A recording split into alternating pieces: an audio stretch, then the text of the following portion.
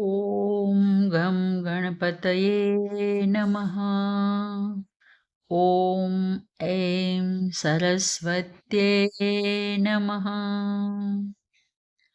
कल हमने कारण शरीर के बारे में समझने का प्रयास किया। हमने देखा कि कारण शरीर व्यवहार का विषय नहीं है, इसीलिए उसे समझना हमारे लिए थोड़ा कठिन रहता है। इस विषय को समझने के लिए थोड़ा अंतर्मुखी बनना पड़ता है।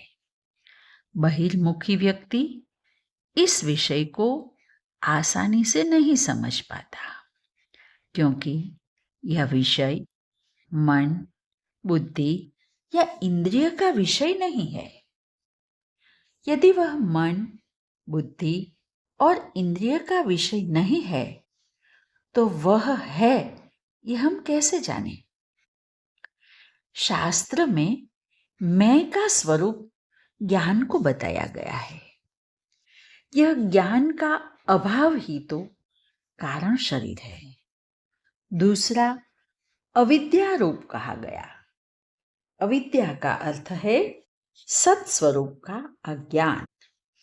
यह अज्ञान ही कारण शरीर है। कारण शरीर का एक लक्षण निर्विकल्प बताया गया। जहां विकल्प की उपलब्धता नहीं है, वह निर्विकल्प है। इसे अधिक स्पष्ट रूप से समझने के लिए 3 अवस्थाओं का वर्णन करते हुए आचार्य शंकर कहते हैं, अवस्था त्रयम किम? 3 अवस्थाएं कौन सी है? जागृत, स्वप्न, सुषुप्त्यवस्था। जागृत, स्वप्न और सुषुप्ति ही 3 अवस्थाएं हैं। हम सब जागने पर बाह्य जगत का अनुभव करते हैं और उसमें व्यवहार भी करते हैं। सोने पर हमारा संबंध इससे टूट जाता है। निद्रा की 2 अवस्थाएं, स्वप्न और सुसुप्ति। इस प्रकार 24 घंटे में हम तीनों अवस्थाओं में विचरण करते हैं। इन 3 अवस्थाओं का संबंध हमारे 3 शरीर, स्थूल, सूक्ष्म और कारण से है। आत्मा इन तीनों अवस्था और तीनों शरीरों से परे है।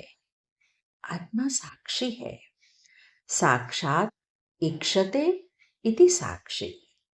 जो साक्षात बिना किसी माध्यम का सहारा लिए देखता है, वह साक्षी है। साक्षी कभी जड़ नहीं होता, वह चैतन्य स्वरूप है।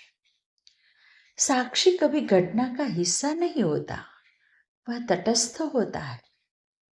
अंतरंग विषयों में इंद्रियों की कोई गति नहीं। हमारे मन में शुभ विचार प्रभावित हो रहे हैं, जिसने उसे जाना वह साक्षी है। आगे हमने जागृत, स्वप्न और सुषुप्ति अवस्था के बारे में थोड़ा सोचा। हमें तीनों अवस्थाओं में विचरण करना ही करना है, लेकिन जब हम दूसरी अवस्था में जाते हैं, तब हम पहली अवस्था को त्याग देते। स्वप्न अवस्था 2 प्रकार की होती है। जो निद्रा में आए वो भी स्वप्न अवस्था है, और जो जागते हुए स्वप्न देखे यानी मनोराज्य में विचरण करे, वो भी स्वप्न अवस्था है।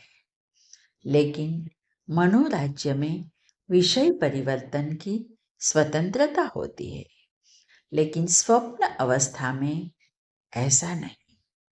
अब हम हर एक अवस्था के बारे में विस्तार से बात करेंगे, लेकिन आज बस इतना ही। हरि ओम।